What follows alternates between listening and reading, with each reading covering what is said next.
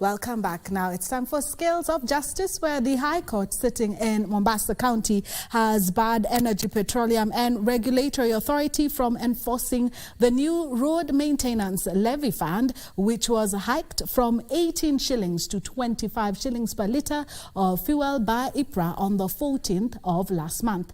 In giving the orders, Judge Gregory Mutai certified the application filed as urgent and directed the case be heard on priority basis on the 28th of August. Ruth Wamboi with details in the Scales of Justice segment.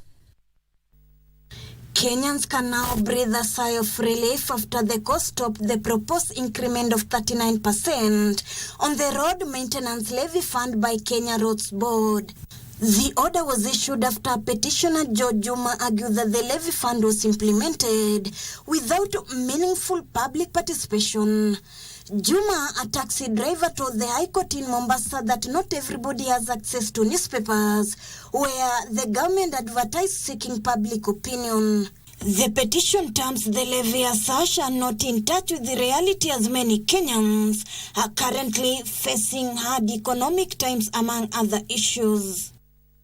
In Nairobi, a habeas corpus has been filed at Milimani's Chief Magistrate Court, demanding the release of Equity Bank manager David Mashiri Kimani, whether dead or alive. Our client is missing. So this is information that is in the custody of the police. Let the IG be summoned before you and come and tell us what actions have been taken in respect to the report that has been filed before them. In the alternative, they produce the body, dead or alive. The development came after Kimani's lawyers informed court that police officers had abducted him, even after he was released on a cash bail on 12th July 2024. Kimani is implicated in a 1.5 billion shillings fraud at the bank.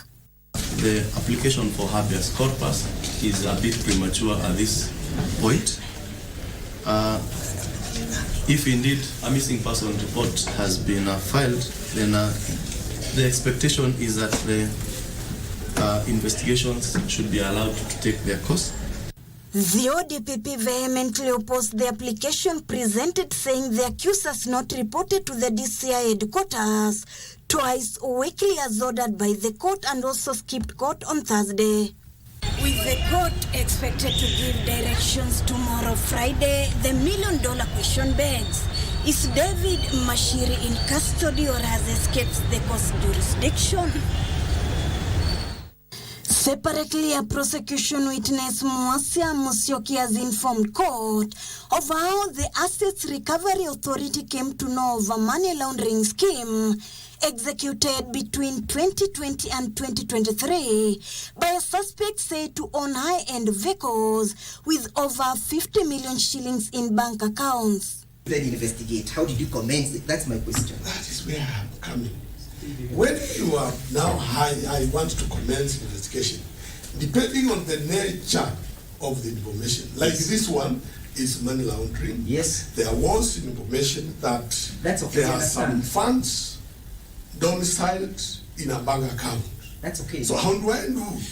I prepared a miscellaneous application to investigate the accounts therein.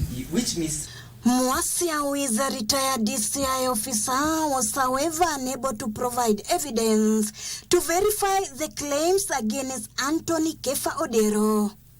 Your affidavit indicates the money was acquired from Suspected. The word Mr. Witness. Suspected. I have not asked you about whether you suspected, whether you confirmed. I've just put a simple question. From whom was it acquired from? Did you establish in your investigations? No. Yes or no? It was not established. Thank you. Justice Patrick Otieno has directed both parties file submissions within 7 days, and the highlights be heard on 29th September this year. Ruth Wamboi reporting for Prime Edition.